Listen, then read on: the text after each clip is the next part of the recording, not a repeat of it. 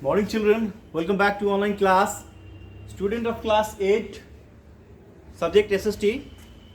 I am going to teach you chapter number 12. And the name of this chapter is National Movement, Indian Independence. Student, we have already studied about this chapter of some topic in previous classes. Now we are going to start with this two topic. The first topic is Western education and social culture awakening. Before I am going to start this class, I would like to say you to all the students, please keep your book in front of you. इस class को start करने से पहले आपको मैं बता दूं कि मैं जितने भी आज टॉपिक जो आपके सामने डिटेल करने जा रहा हूं, और जो टॉपिक के साथ मैं पहले भी आया था, मैंने पहले भी कक्षा में बोला हुआ था कि बुक को अपने सामने रखें तो आपको समझ में आएगा कि हाँ क्या पढ़ाई हो रहा है और क्या अभी टॉपिक जो है मैं डिटेल कर रहा हूँ. सुनाओ, पहले हम लोगों ने कुछ चीज़ों को जाना था जिसमें हम लोगों ने बात किया था unification of Indian on administrative line. Administrative line administration एक ऑफिस का एक पार्ट होता है जो कि लीड करता है. तो उसमें बहुत सारे नियम कानून रूल्स रेगुलेशंस होते हैं. तो आखिरकार होते क्या है ये सबसे पहले हमको ये जानना ज़रूरी है. जैसे कि आप खुद भी स्कूल में पढ़ रहे हो, we are also teaching in school, तो हम लोग भी स्कूल में पढ़ा रहे हैं, टीचर्स भी पढ़ा रहे हैं, सारे लोग एक सिस्टम से जुड़े हुए हैं. उस सिस्टम में ये बताया गया कि आपका स्कूल जो है वो 9:15 o'clock से 9:15 o'clock in the morning time से लेकर के 2 PM तक स्कूल का टाइमिंग है. तो जो अब एक आदमी चाहेगा कि 12 बजे में स्कूल आ जाए, 1 बजे स्कूल आए, ऐसा संभव नहीं है. ये सबको नियम जो है वह मानना पड़ेगा कि हाँ 9:15 बजे से स्कूल है तो सबको आना ही पड़ेगा. It is mandatory for all, यानी कि रूल से बढ़ के कोई नहीं. संडे को सारे क्लासेस ऑफ होते हैं, ये रूल है और इस रूल को सबको मानना होगा और हम भी इस नियम को मानते हैं.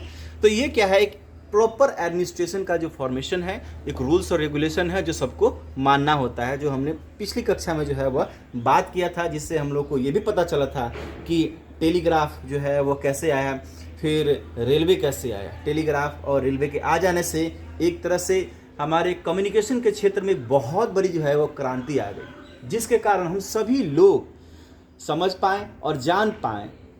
इसलिए क्योंकि बहुत सारे ऐसे मैसेजेस थे जिसको पहुंचने में काफ़ी समय लग जाता था. तो टेलीग्राफ आ जाने से जो है मैसेज एक जगह से दूसरी जगह आसानी से जाने लगा.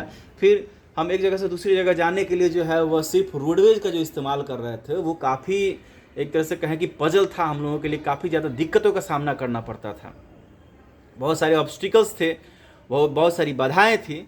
तो रेलवे के आ जाने से एक तो ब्रिटिश गवर्नमेंट को भी काफ़ी फ़ायदा हुआ कि जो भी हमारा रॉ मटेरियल्स होते थे उसको आसानी से वो मंगा लेता था, वो जहाँ चाहे उसके ट्रेडिंग में भी काफ़ी ज़्यादा जो है वह एडवांटेजेस जो है उसने उठाया. तो now we are going to start the western education. The introduction of a uniform education system across the country led to deep social transformation. We have already talked about this western education in a previous classes. हम लोगों ने पिछली कक्षा में बात किया था कि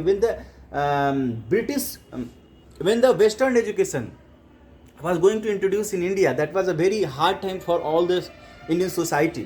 भारतीय समाज में बहुत ही एक हार्ड टाइम था, वो कठिन समय था, because that was a time that going to one culture introduce in India. एक नई सभ्यता का जो है वो एक तरह से लॉन्च हो रहा था, because we always talking to each other by the respect and giving respect and taking respect. हम लोग जब बात करते हैं एक दूसरे से तो बड़े का आदर, छोटे को प्यार, इस तरह से सम्मान जो है वो देते हैं. मगर ये इंग्लिश के आ जाने से, वेस्टर्न एजुकेशन के आ जाने से बहुत कुछ जो है वो चेंजिंग होने लगा. हम अपने कल्चर को जो है वह भूलने चले गए. यहाँ पे एक तरह से कहें कि मॉन्टेसरी क्लासेस भी जो है वह लागू कर दिया गया, क्रिश्चियनिटी कैलेंडर लागू कर दिया गया, जिसके कारण जो है वो हिंदी का जो जिसे चैत वैशाख फागुन कार्तिक ये सभी कैलेंडर जो है वह धूमिल होने लग गए. फिर से पापा मम्मी की जगह मॉम डैड आ गए सभी. ये सभी जो है वो वेस्टर्न कल्चर आ जाने से वो काफ़ी प्रॉब्लम्स हुआ। एक तरह से एडवांटेज भी हुआ, क्योंकि वेस्टर्न कल्चर के आ जाने से हम बहुत सारी ऐसी नई चीज़ें पढ़ पाएँ, जैसे कि डेमोक्रेसी के बारे में हम लोगों ने जाना कि डेमोक्रेसी क्या है आखिरकार, what is the advantage of democracy. अगर डेमोक्रेसी आ जाएगा तभी हम सभी का जीवन जो है अच्छा होगा, क्योंकि democracy is for the people, by the people, of the people. जनता का जनता के लिए, जनता के द्वारा चलाया गया है सर। इट मीन्स कि आवर रिप्रेजेंटेटिव चूज, हमारे रिप्रेजेंटेटिव जो है वो चुने जाते हैं हमारे ही द्वारा, और वही लोग जो है वो सारी चीज़ को लीड करते हैं। तो वेस्टर्न एजुकेशन का इस तरीके का भी फायदा था। And a new generation of Indian were expose to a modern idea like a liberty, democracy, sovereignty through the western education, and when the Indians learned and understood about the international event like a French Revolution, American War, Independence। तो इससे हमें हमारी आज़ादी क्या है। पहले लोग काफ़ी सिक्योर जीते थे, जो अपर कास्ट के सोसाइटी के लोग थे उनको काफ़ी लिबर्टी थी, लेकिन लोअर कैटेगरी के लोगों को लिबर्टी नहीं थी। बहुत सारे प्रॉब्लम्स उन्हें झेलना पड़ता था। That was a very hard time for the down to earth peoples.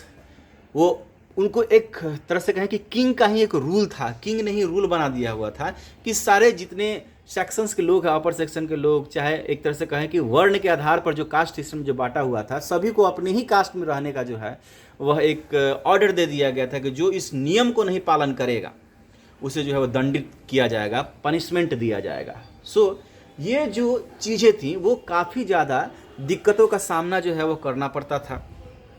क्योंकि जो अपर कैटेगरी के लोग थे वो पब्लिक एरिया में नहीं जाने देते थे लोअर कैटेगरीज के लोग को, उनको एजुकेशन से जो है वो दूर रखा जाता था, और इनके जो बाथरूम हो गए, टॉयलेट वगैरह हो गए, साफ इन्हीं से करवाए जाते थे। तो ये सभी प्रॉब्लम्स थी जो कि डाउन टू अर्थ को झेलना पड़ता था। Now they were able to colonial rule more effectively. तो जैसे जैसे फ्रांस में जो क्रांति हुई, अमेरिकन जो वार हुआ, उन सभी चीज़ों को वो लोगों ने आसानी से समझा कि आखिरकार क्या ऐसा कारण है कि अमेरिका इतना जल्दी आज़ाद हो गया, फ्रांस में इतनी जल्दी डेमोक्रेसी आ गई। तो that was a very good advantage for all the Indian society, because by the help of the western education they know about what the happening and what the matter was happen in global world. यानी कि संसार में उसी समय क्या क्या problems हो रही थी, जिससे समाज के सभी वर्ग के लोगों ने मिलकर आवाज़ उठाया। वो चाहे औरतों का सम्मान हो, या उनकी समाज में स्थितियां हो, या फिर डाउन टू अर्थ पीपल हो, गोरे हो, काले हो, ऐसे ऐसे लोग जो है वो काफ़ी इनका एक्सप्लॉटेशन होता था। इसकी वजह से ये चीज़ें कौन कौन से रेवोल्यूशन हुए, उस रेवोल्यूशन की जानकारी भी जो है लोगों को वेस्टर्न एजुकेशन से जानने को मिला। Now the social and culture awakening, सामाजिक जो है अवेकनिंग जो है बहुत ही ज़्यादा वो इम्पॉर्टेंट है। The rediscovery of India's ancient the heritage and the culture gave Indian pride and confidence in themselves. So the social reform encouraged Indians to think for themselves and to question not only today their own customs but also the action of the colonial rule. देखिए rediscovery, सबसे पहले आपको बात बता दें कि Christopher Columbus ने India का पता लगाया, लेकिन बाद में जब वास्को डी गामा जब इंडिया पहुंचा तो पता चला कि असली इंडिया जो है वास्को डी गामा ही खोजा है। तो क्रिस्टोफर कोलंबस ने जिस इंडिया की खोज की थी उसको रेड इंडियंस का नाम दे दिया गया, यानी कि अमेरिका, नई दुनिया, अमेरिका का पता जो है वह उसने लगाया था। तो उसको लगा क्या कि हम इंडिया का पता लगा लिए, है ना। तो जैसे ही डिस्कवरी हुआ तो और जैसे जैसे जो ट्रेडिंग के लिए लोग आने लगे, यहाँ नए नए जो है क्वेश्चन उनके सामने आने लगा कि नए नए तरीके से जो कॉलोनियल पीरियड है, यानी कि उपनिवेशवाद है, यानी कि उपनिवेश उसको बोलते हैं जो बड़े साम्राज्यों का छोटे साम्राज्य पर जो है अपना आधिपत्य स्थापित करना और उनको नियम को थोपना ताकि वहाँ के चीज़ों को चलाया जा सके सुचारू रूप से। The Indian press strongly criticise the colonial policies. उसमें प्रेस सिस्टम भी है। प्रेस का मतलब है कि दैनिक जागरण, ये सभी अखबार वगैरह होगा, उसके माध्यम से जो है बहुत सारी चीज़ें जो है वो सामने आ गई। उनको काफ़ी क्रिटिसिज्म का सामना करना पड़ गया, because they are raising a voice for this activities, जो सोशल एक्टिविटीज़, सोशल इविल जो प्रैक्टिसिंग हो रही थी उसके विरुद्ध उसने काफ़ी आवाज़ उठाया, जिससे ये कॉलोनियल पीरियड थे उनको काफ़ी क्रिटिसाइज की भावना से देखा जाता था। And it is highlighted the exploitation of nature and government its policies which discriminate against the Indians. ये गवर्नमेंट की ऐसी जो पॉलिसी थी which was going to a very you can say the this is going to be a distinguish between people to people. क्योंकि हमें देखने को यह मिला था कि दैट टाइम व्हेन इंडियन और Indian British East India company led in India, that there is a distinction between the Indian people and the Britishers people, because Britishers people always appoint the higher position, उनको higher position पर किया जाता था appoint, इसलिए Indians को काफ़ी बुरा लगता था।